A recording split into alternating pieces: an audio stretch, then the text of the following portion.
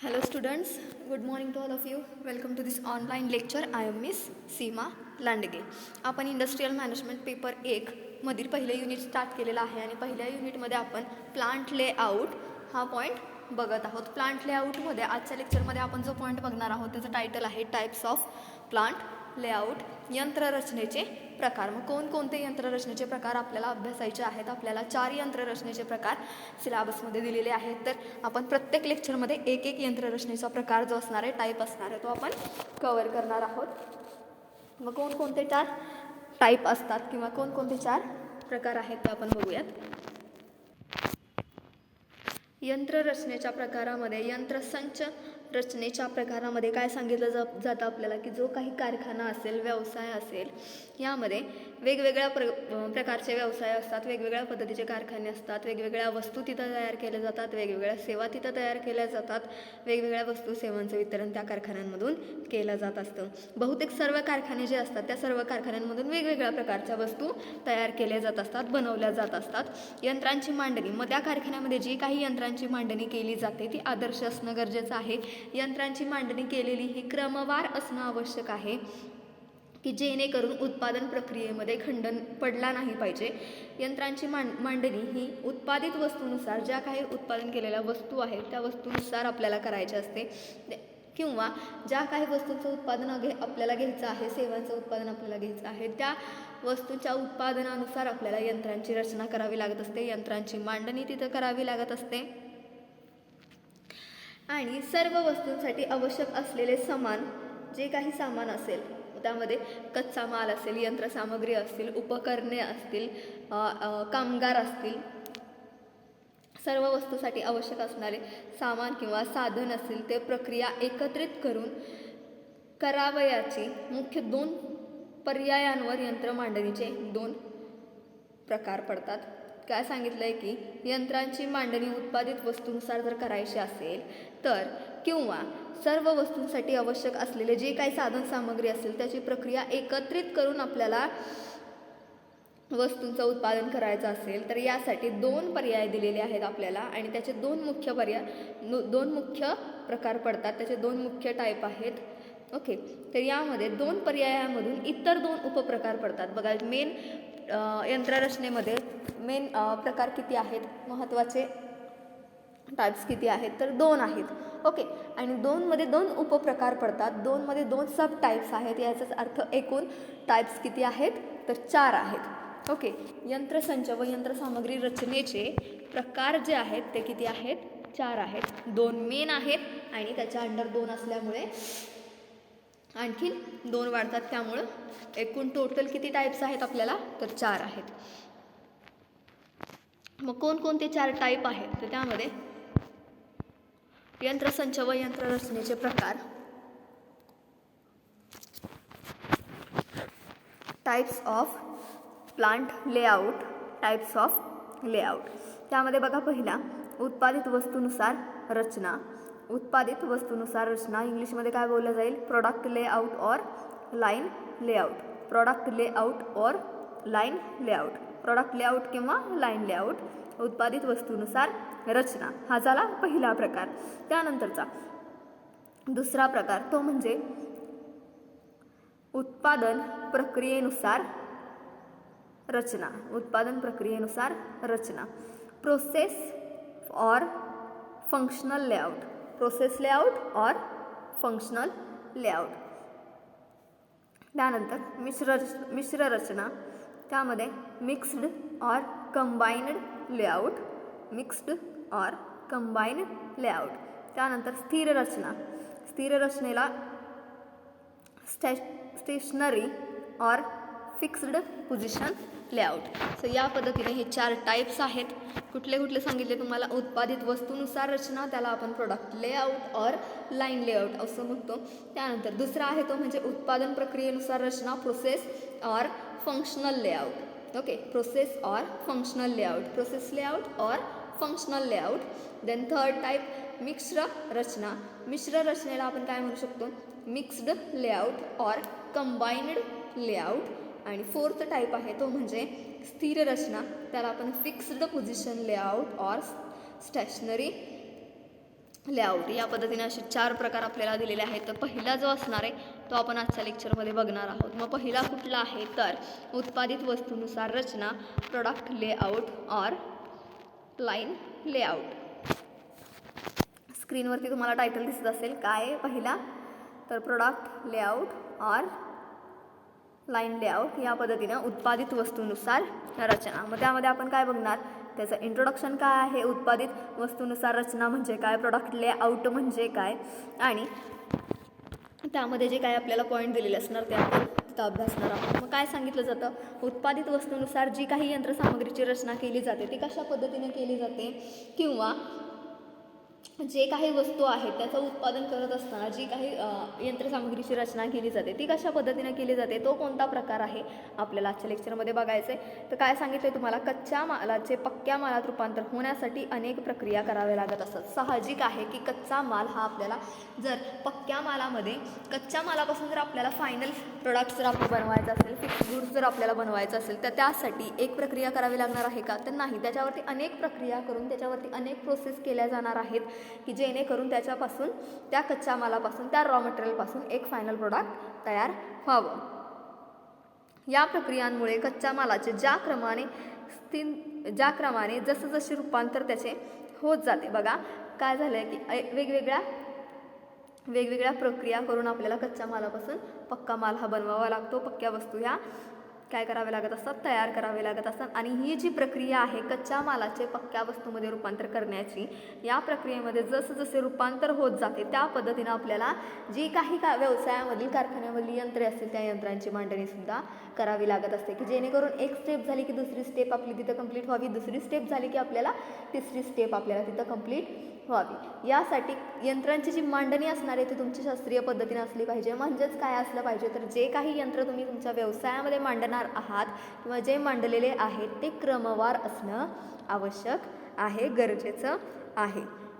म्हणजे जी काही प्रक्रिया होते, कोणती प्रक्रिया, कच्च्या मालाचं पक्क्या मालामध्ये रूपांतर करण्यासाठी जी काही प्रोसेस केली जाते, जी काही प्रक्रिया केली जाते त्या प्रक्रियेमध्ये ज्या पद्धतीनं चेंज होतात, वस्तूनुसार ज्या पद्धतीनं त्या प्रक्रियेमध्ये चेंज होतात त्या पद्धतीनं यंत्रांची मांडणी केली जाते. व त्याचबरोबर शेवटच्या यंत्राकडून शेवटची प्रक्रिया ज्या वेळेला होते, बघा ज्या पद्धतीनं जर 5 प्रोसेसमधून एखादी वस्तू जर जात असेल, 5 प्रक्रियांमधून जर वस्तू जात असेल आणि 5व्या टप्प्यामध्ये ती वस्तू जर फायनल होत असेल तर त्यामध्ये 5 जी यंत्र असणार आहेत त्या 5ही यंत्रामध्ये जे काही शेवटचं यंत्र असणार आहे त्याच्याकडून शेवटचीच क्रिया झाली पाहिजे. आणि त्याच्याकडून ज्या वेळेला शेवटची क्रिया होते आणि त्याचं रूपांतर पक्क्या मालामध्ये होतं. बघा ज्या वेळेला शेवटचं यंत्र त्याचं काम करतं त्यावेळेला कच्चा माल जो असेल तो पक्क्या मालामध्ये रूपांतर झालेला आपल्याला तिथं दिसून येतो.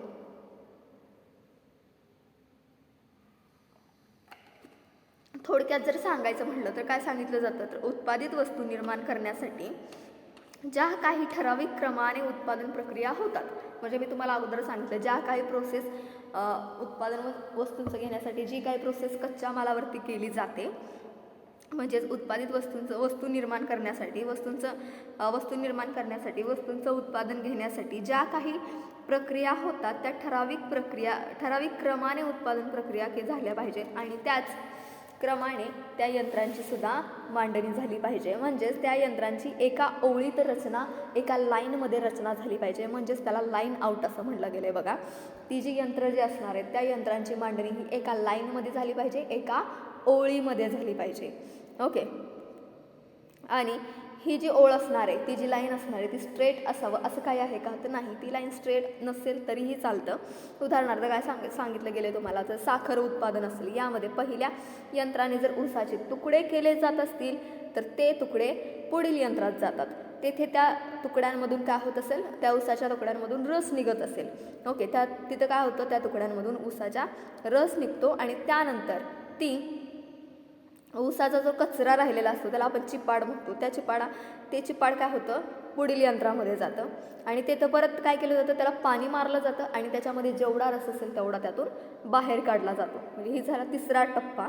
आणि त्या टप्प्यामधून बाहेर काय निघतं तर ऊसाचा कचरा शिल्लक राहिलेला तो बाहेर पडतो तिथून आणि सर्व रस हा बॉयलरमध्ये जातो.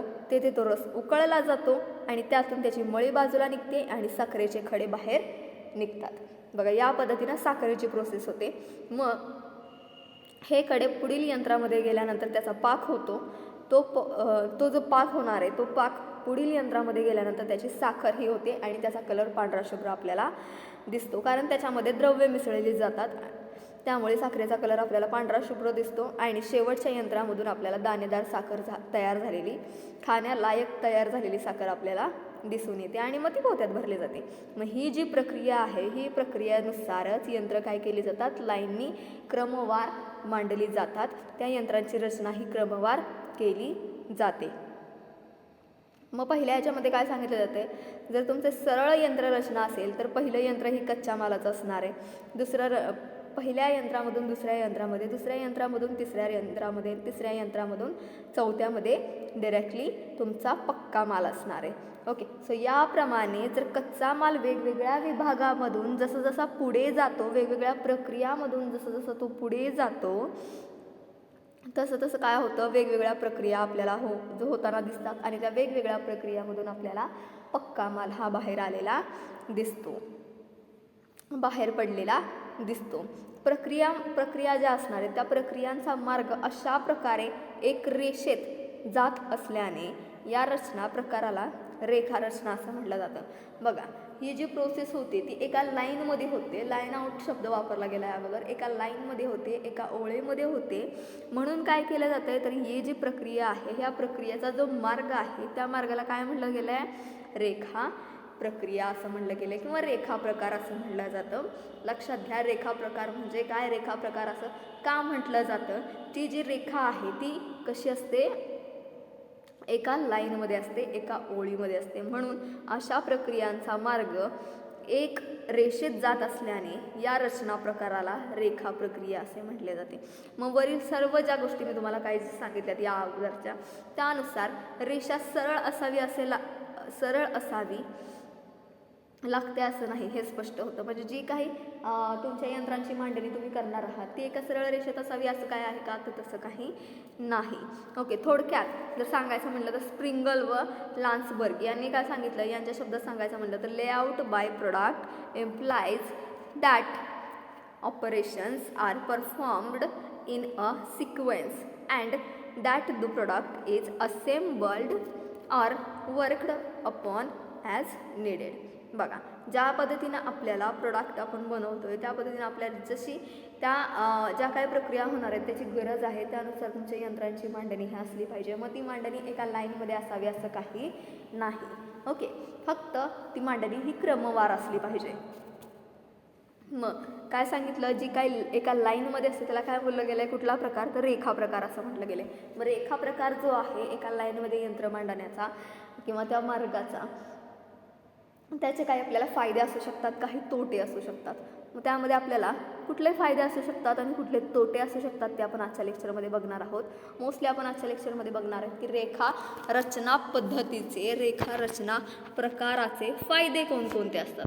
Advantages of line design or line layout, तुम्ही तिथं लाईन डिझाईन म्हणू शकता किंवा लाईन लेआउट म्हणू शकता, कोणताही शब्द तुम्ही तिथं यूज केला तरी चालेल। रेखा रचना पद्धतीचे फायदे, मग तुम्हाला किती फायदे दिलेत, 7-8 फायदे तुम्हाला दिलेले आहेत। मग कोणकोणते आहेत ते, मग हाताळणी व हाताळणीचा खर्च कमी। बघा रेखारचना जर तुम्ही यूज केली तर त्यामध्ये तुम्हाला पहिला फायदा काय सांगितला आहे, हाताळणी व हाताळणीचा खर्च हा कमी। त्यानंतरचा दुसरा फायदा तुम्हाला सांगितला आहे तो म्हणजे प्रभावी नियंत्रण व सुलभ पर्यवेक्षण। त्यानंतर उत्पादनामध्ये वाढ, जागेचा महत्तम वापर, कर्मचारी कमी वेतन व सुलभ उपलब्धता, कच्चा माल अर्धवट तयार माल यातील गुंतवणूक। जो काही कच्चा माल आहे आणि जो काही अर्धवट तयार झालेला माल आहे जो की प्रोसेसमध्ये आहे आणखीन याच्यामध्ये किती इन्व्हेस्टमेंट केलेली आहे, त्याचबरोबर मालाचा बरोबर हिशोब असेल, उत्पादन नियोजन सुलभ असेल, या पद्धतीचे वेगवेगळे फायदे आपल्याला होणार आहेत। कशापासून, रेखारचना पद्धतीपासून, लाईन डिझाईन, लाईन लेआउट या पद्धतीपासून, मेथडपासून, टाईपनुसार, त्या प्रकारानुसार। ओके, मग कुठला फायदा पहिला सांगितला आहे, first advantages title is reduce the cost of handling and handling. Okay, reduce the cost of handling and handling, हाताळणी व हाताळणीचा खर्च इथं रिड्यूस होणार आहे, कमी होणार आहे. तर then second point effective control and easy supervision. Then third point increase in production, maximum use of space, staff low pay and easy availability. Then investment in raw material and semi-finished goods, accurate calculation of goods, product planning easy. So या पद्धतीचे वेगवेगळे फायदे असणार आहेत जे की आपल्याला होणार आहेत जर आपण लाईन लेआउट पद्धत जर यूज केली किंवा लाईन लेआउट प्रकार जर यूज केला आपल्या कारखान्यामध्ये, व्यवसायामध्ये, बिझनेसमध्ये. रेखारचना पद्धतीचे फायदे आपण आजच्या लेक्चरमध्ये बघणार आहोत. उद्याचे जे लेक्चर असणार आहे त्याच्यावरती आपण रेखा रचना पद्धतीचे तोटे बघूयात. ओके, सो काय सांगितलं आहे, पहिला फायदा काय आहे तुम्हाला, reduce the cost of handling and handling, म्हणजेच काय, हाताळणी व हाताळणीचा खर्च हा कमी. हाताळणी व हाताळणीचा खर्च हा कमी. मग ह्यामध्ये काय सांगितलं जातं आहे की निश्चित व एकाच दिशेने मालाचा प्रवाह, प्रक्रिया किंवा त्याच्यावरती ज्या काही प्रोसेस होतात त्या प्रोसेस करणाऱ्या विभागातील वेगवेगळे जी यंत्रे असणार आहेत. बघा, जर एकाच दिशेने कच्च्या मालावरती जर प्रक्रिया होत असतील वेगवेगळ्या, त्या एकाच दिशेने कच्च्या मालाचा जर प्रवाह असेल तर त्या विभागातील जी काही यंत्र असणार आहेत त्या यंत्रामधलं जे अंतर असणार आहे ते अंतर कमी असलं पाहिजे.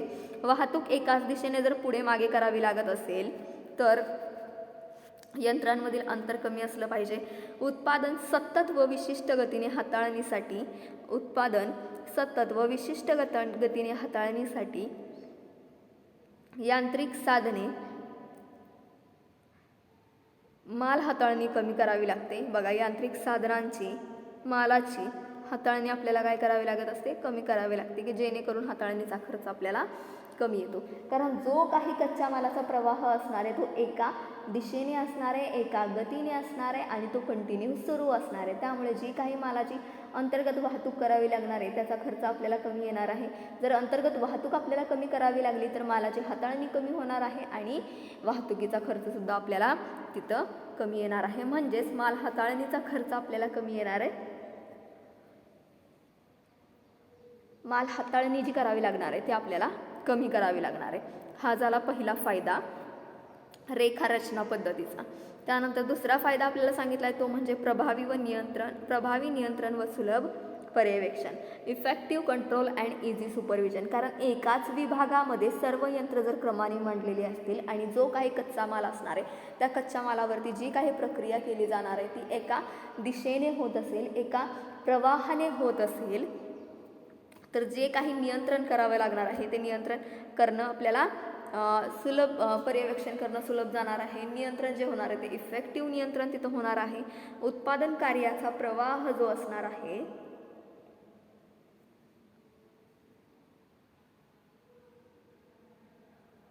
उत्पादन कार्याचा प्रवाह हा अखंड गतीने होत असल्याने, बघा, कारण एका रेषेमध्ये, एका प्रवाहामध्ये कच्च्या मालावरती प्रक्रिया होऊन जर पक्का माल तयार होत असेल तर ते उत्पादनाचा कार्याचा प्रवाह हा अखंड आणि विशिष्ट गतीने असल्याने उत्पादन कार्यामध्ये अडथळा आपल्याला येत नाही, उत्पादन कार्याला विलंब होत नाही आणि त्यामुळे कार्यामध्ये आपोआपच काय होतं तर शिस्त निर्माण होते. जी काही एक प्रक्रिया होणार आहे, जी काही प्रोसेस होणार आहे, कच्च्या मालावरती क्रिया केल्या जाणार आहेत त्याच्यामध्ये काय होतं, आपोआपच शिस्त निर्माण होते आणि त्यासाठी पर्यवेक्षणाची फार आवश्यकता नसते. बघा, कारण जे काही होणार आहे ते आपल्या समोर होणार आहे, एका विभागामध्ये होणार आहे, एका प्रवाहात होणार आहे, एका दिशेमध्ये होणार आहे. त्यामुळे जे काही पर्यवेक्षण करावं लागतं ते कमी प्रमाणामध्ये करावं लागत असतं, ते करावंच लागत नाही काही वेळेला, कारण आपल्या समोर होणार आहे त्याच्यावरती आपलं इफेक्टिव्ह कंट्रोल असणार आहे.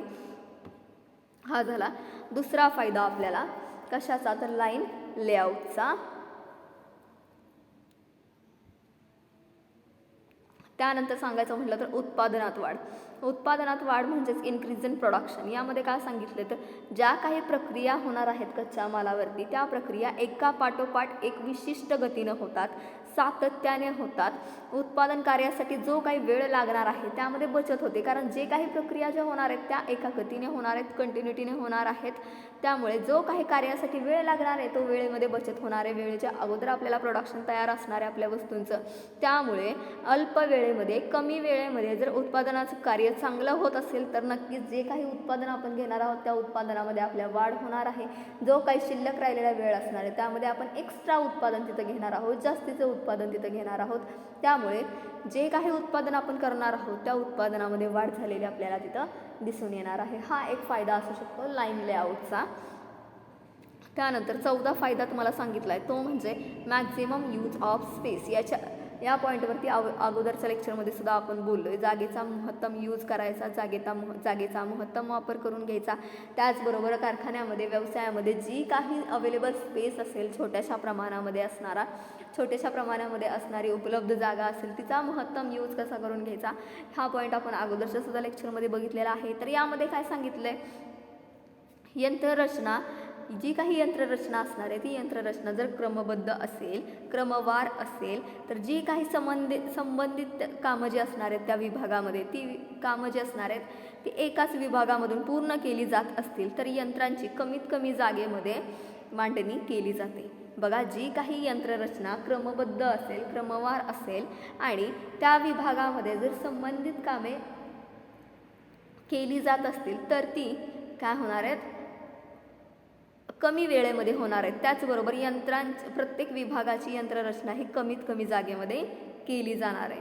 तसेच या पद्धती कच्च्या मालाचा वाजवीपेक्षा जास्त साठा करत नाहीत. म्हणजेच काय, ज्या काही यंत्ररचना आहे त्या यंत्ररचना काय केल्या जातात, एका लाईनमध्ये मांडल्या जातात. यंत्रांची मांडणी एका लाईनमध्ये केली जाते. त्यामुळे जो काही कच्चा माल असणार आहे त्याचा जास्त साठा तिथं करावा लागत नाही.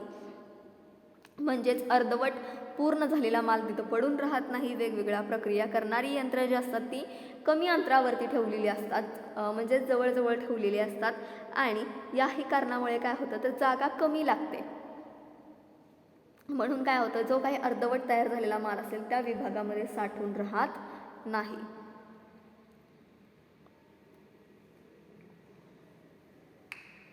आणि जमिनीचा अपव्यय टळतो, जमिनीचा खर्च कमी होतो, जागेचा अपव्यय टळतो, जागेचा खर्च कमी होतो. त्याचबरोबर कामगारांचा खर्च कमी होतो, नियंत्रणाचा खर्च कमी होतो. जर आपण एका लाईनमध्ये तुमची यंत्रसामग्री जी असेल, मशिनरी डिझाईन तुम्ही केलेली असेल एका लाईनमध्ये, लाईन लेआउट तुमचं असेल तुमच्या व्यवसायामध्ये, बिझनेसमध्ये, कारखान्यामध्ये, तर त्यानंतरचा 5वा फायदा सांगितला गेला आहे तो म्हणजे काय, staff low pay and easy availability. बघा, अतिशय महत्त्वाचं आहे की कमीत कमी वेतनामध्ये जास्तीत जास्त कर्मचारी उपलब्ध होणं आपल्या व्यवसायासाठी. कर्मचारी कमी वेतन व सुलभ उपलब्धता, कर्मचारी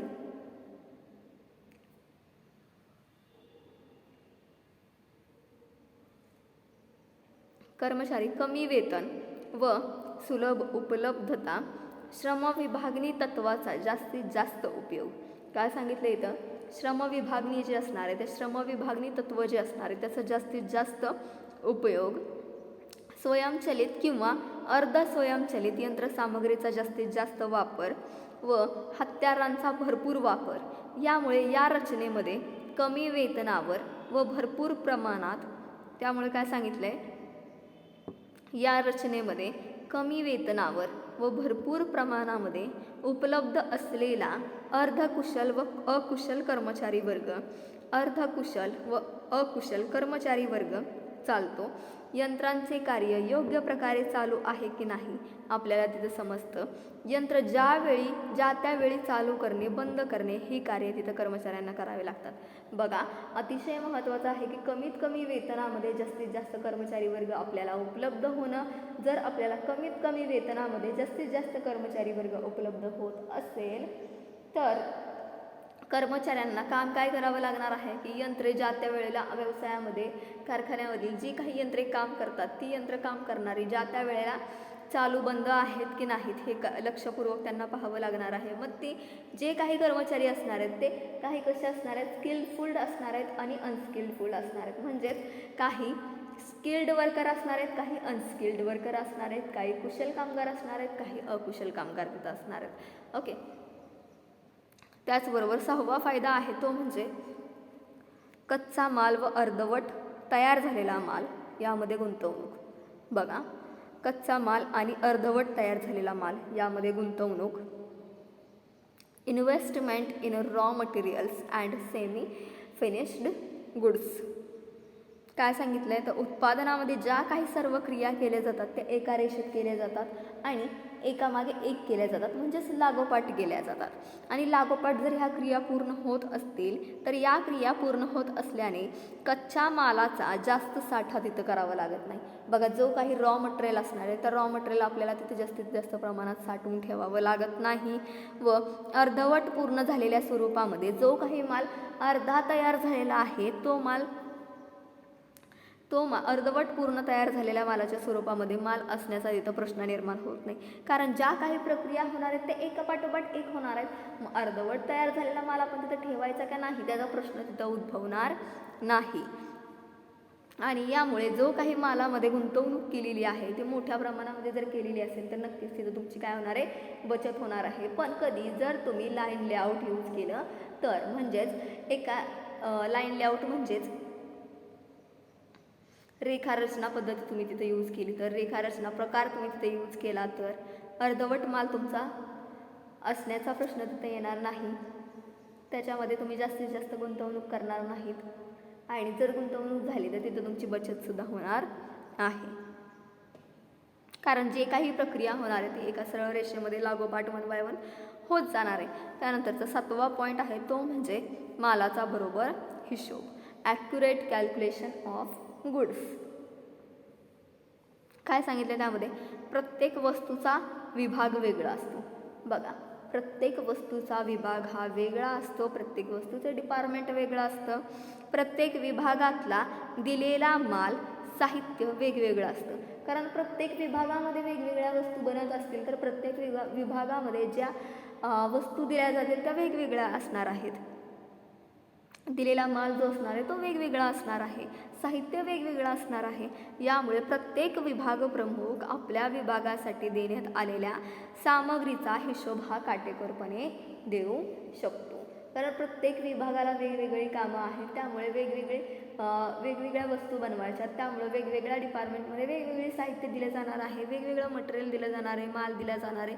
त्यामुळे जे काही हेड ऑफ डिपार्टमेंट असणार आहेत, विभाग प्रमुख असणार आहेत, त्यांनी आपल्या विभागासाठी देण्यात आलेल्या सामग्रीचा हिशोब जो असणार आहे तो काटेकोरपणे ठेवणं गरजेचं आहे. आणि ते विभाग प्रमुख आपल्या विभागाचा हिशोब हा काटेकोरपणे देण्यास केव्हाही तयार असतात.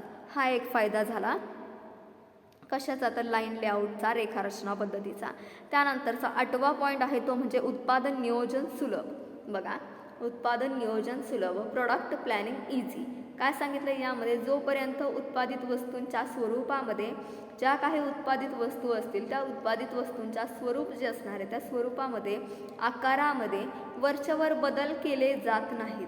बघा, त्यामध्ये वरच्यावर बदल केले जातात का तर नाही. जे काही वस्तूंचं स्वरूप आहे, आकार आहे, त्या फॅशननुसार, ट्रेंडनुसार, ग्राहकांच्या आवडीनिवडीनुसार, वेगवेगळ्या आकर्षित वस्तूनुसार काय होतात, थोडेफार चेंज होतात. जास्त चेंज केला जात नाही, थोड्याफार प्रमाणामध्ये चेंज केला जातो. त्यामध्ये वरच्यावर बदल होत नाहीत, कारण उत्पादन क्रियांचं प्रमाणीकरण तिथे केलेलं असतं.